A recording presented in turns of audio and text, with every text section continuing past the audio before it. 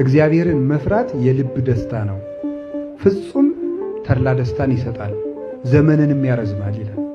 እግዚአብሔርን መፍራት የልብ ደስታ ነው። ልብን የሚጠብቀው እግዚአብሔርን መፍራት ነው። እግዚአብሔርን መፍራት ለፈራሄ እግዚአብሔር ይሴኒ ዳህሪቱ፣ እግዚአብሔርን የሚፈራ ሰው መጨረሻው ያማረ ነው ይላል ሲራክ። እግዚአብሔርን የሚፈራ ሰው መጨረሻው ያምራል። እግዚአብሔርን የማይፈራ ሰው ግን ጀምሮ ነው የሚቀረው። ወዲያው ነው ሁሉን ነገር ታይቶ መጥፋት ነው፣ እንደ ዕፀ ከንቱ ነው። ፈሪሃ እግዚአብሔር ያለው ሰው ግን እሾህ ቢወጋው ነቅሎ ይሄዳል፣ እንቅፋት ቢመታው አንክሶ ይደርሳል፣ ቢሰበር እግሩን ጠምጥሞ ካሰበው ይደርሳል። እግዚአብሔርን መፍራት በልቡ ነው ያለው ሰው። እግዚአብሔርን ሳይፈሩ የጀመሩት ስራ ግን በጥሩ ፍጥነት ብንጀምረው፣ በተከናወነ አይምሮ ብናከናውነው ብንጀምረው፣ በጣም ብዙ አይላፍን ሰብስበን ብንጀምረው ይበላሻል። እግዚአብሔርን መፍራት ይቀድማል። እግዚአብሔርን መፍራት ማለት ምን ማለት ይመስላችኋል?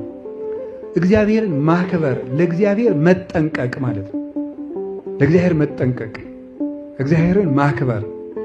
እንደዚህ አሁን ኦርቶዶክስ ውስጥ እንደዚህ አይባልም እንደዚህ አይባልም የሚባል ነገር ይበዛል አይደል? ሌሎች ቦታ ስትሄዱ ደግሞ እንደዚህ ችግር የለም እንደዚህ ችግር የለም የሚል ይበዛል።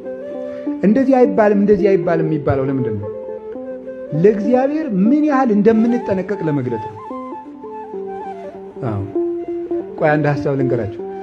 አሮንን እግዚአብሔር ለሙሴ ሲያዘው ምንድን ነው ያለው? እግዚአብሔር ለሙሴ ወንድምህ አሮን ወደ ቤተ መቅደስ ሲገባ ልብሱ እንዳይራቆት እስከ ተረከዙ የሚደርስ ቀሚስ ይልበስ፣ እኔ የሰውን ዕርቃን አይቼ አልታገስምና ይላል።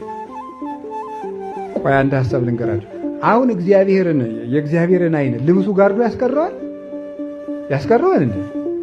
አያስቀረው። ምንድን ነው የሚያስቀረው? ከልብሱ ውስጥ ያለውን ልብ እያየው አይደለም። ምን ማለት ነው ታዲያ? እንደዚያ ለእግዚአብሔር በምን ያህል መጠን መጠንቀቅ እንደሚገባል ለማጠየቅ። እግዚአብሔር ትንንሽ ነገሮቻችን የሚወድልንን ያህል ትንንሽ ነገሮች ሳይቀሩ ያስቆጡታል። ይህን ማወቅ አለብን። እስመ ፍቅር ከመሞት ጽኔት፣ ፍቅር እንደ ሞት የጸናች ናት ያለ መኃልየ ዘሰሎሞን ላይ ለዚህ ነው። ፍቅር እንደ ሞት የጸናች ናት። አጥብቆ የወደደ ሰው በትንሽ ነገርም አጥብቆ ሊጠላ ይችላል። መጠንቀቅ አለበት። ለፍቅሩ ዋጋ ካልተሰጠው፣ ፍቅር የሚከስረው መቼ ነው ከተባለ ለፍቅሩ ዋጋ ሳይሰጠው ሲቀር። ፍቅር ክብር ካልተሰጠው ይጠፋል።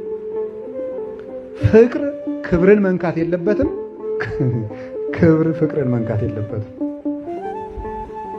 በመዋደድ ሰበብ የሚጠፋ ክብር መኖር የለበትም።